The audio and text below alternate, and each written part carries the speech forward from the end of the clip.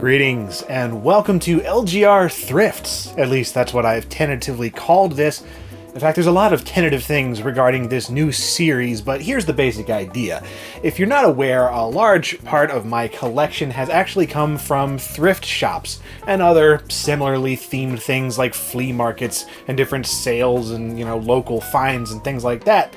And while I have done some kind of pickup videos before, I thought it'd be interesting to actually show the process of going around to these different places and finding all of this stuff and showing you really just kind of what I do when I'm not doing anything else and have a little extra cash to spend. So in this inaugural episode, we're actually going to go on my main Goodwill run, which consists of 5 stores in my general vicinity that I just go one to the other and spend an afternoon doing. We'll see what we find.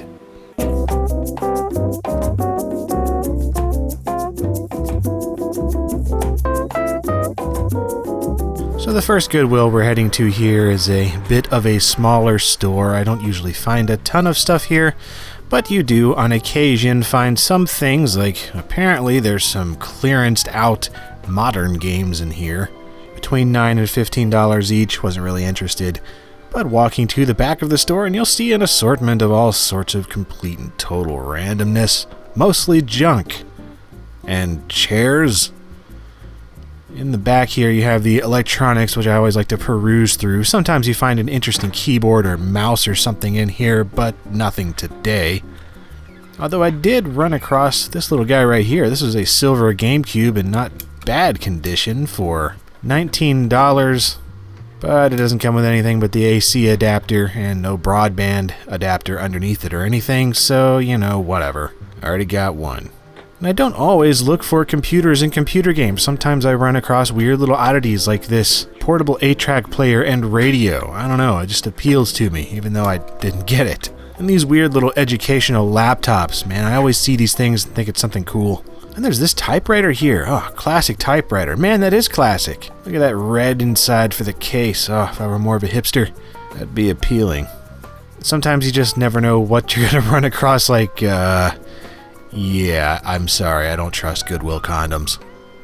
I occasionally find some stuff scattered throughout the books. Sometimes good books, but also games too. Didn't look like anything here today, though.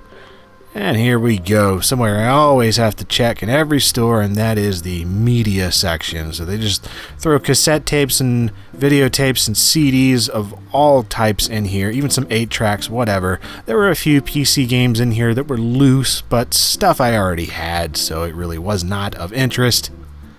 But yeah, I really just hate the layout of this particular store. These baskets that they're in make it hard to see, and they're all crammed in there. Looking through the DVDs, though, is always a good idea, especially for things like GameCube and PS2 games. I found, a couple things here. Mainly of interest, though, was this game called Trigger Man, which I've never heard of, and it was $5. Moving along to another Goodwill I usually have a little bit more success at, and yeah, this one's got some, all these Ninja Gaiden 3 statues that have been clearanced out, and they're like $5.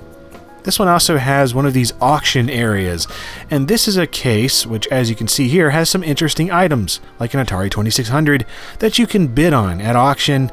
And you'll just look through this little book here, and you write in your auction, and trust that nobody marks yours out. Kind of goes on honesty. I've never actually won anything at one of these auctions.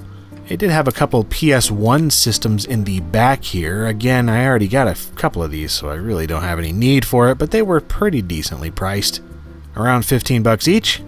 On the other side, they had a loose Super Nintendo for friggin' $20, and a crappily stickered up Xbox for $45. Again, already got these, don't care, too much money.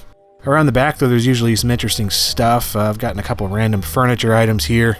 CD holder for my PS1 games, stuff like that. These end caps, though, they tend to have some interesting things, like this right here. This has just caught my eye. This is a smart business card reader. Lets your computer read business cards. I don't even know, but it was marked down to $10. Had to get it. It's too odd to resist.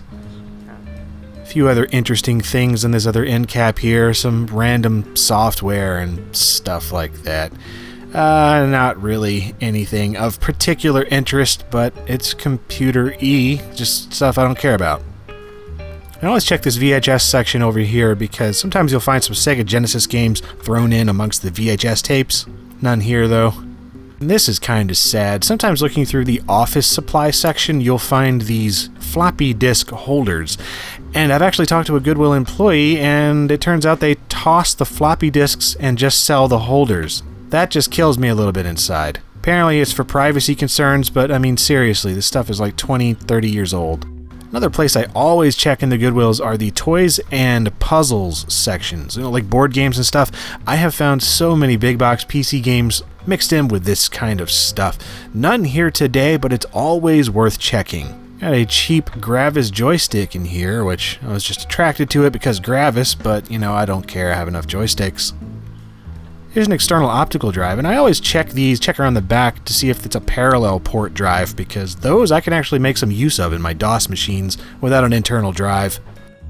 All sorts of random outdated electronics thrown in here, and sometimes I find something cool actually, like a Blu-ray player or DVD-R. I've heard of people finding like a Philips CDI in here, but that's insanely rare. But hey, you never know. And then you have all these nice CRTs by Sony and such, which are always tempting to me, but I just don't have the space for one of these big things. These kinds of cases I like to check out too, just in case there's something cooler than a typewriter in here. And back at the front of the store, there's actually an area that sells stripped out laptops and desktops and such. I've actually restored a couple of these things. They're pretty much just missing some RAM and hard drive. Usually just the hard drive. And of course there's plenty of all sorts of random parts thrown in here, usually newer stuff. In the game section there were some interesting things though. I actually picked up Wii Play. These are all $3. Kinect Adventures on the Xbox 360 that I'll never play. Wii Fit, I didn't grab that, but it was there. Some PS1 games in here too. There's Medal of Honor Underground, which I already had. Here's a Sony PS1 memory card holder thing. Comes with a couple memory cards. The game Siphon Filter, which I've actually wanted for quite some time, so that was a cool pickup. As well as the Xbox 360 game Fracture, which kind of sucks, but whatever, $3. And some other stuff that I don't need or already have. And always check inside these cases, make sure everything is there and in good shape. Right on the other side, we had some random PC sports games, as well as some more PS1 stuff. We got Quake 2 for the PS1, Lumines 2 for the PSP. Everything's in quite nice shape, only $2 or $3 each. Some other things in here. There's actually a case over here that has like more modern games, as well as some PlayStation Moves. I actually got a complete PlayStation Move set recently at this store. Always check the music CDs section, again, because, you know, PS1 games, Dreamcast games, that kind of stuff shows up in here all the time. Loose PC games as well. Moving right along to another Goodwill. This one has an outlet store as well as the retail store connected to it. Inside the outlet store, this is also kind of known as a clearance center, and these are just blue bins full of the unwanted or unsold inventory from other Goodwills. It just all comes in here and gets dumped and is sold by the pound. Just loads and loads of everything, mostly utter garbage. It's also mostly covered in some sort of grime, so I would highly recommend getting something like a golf club to use and move everything around. Either that or just bring some gloves with you, because seriously, this stuff gets nasty. Most of the time, you'll find nothing. I have found some things in here, but seriously, most of the time, as far as games and everything, you're just going to find a bunch of empty cases. I mean, look at this stuff.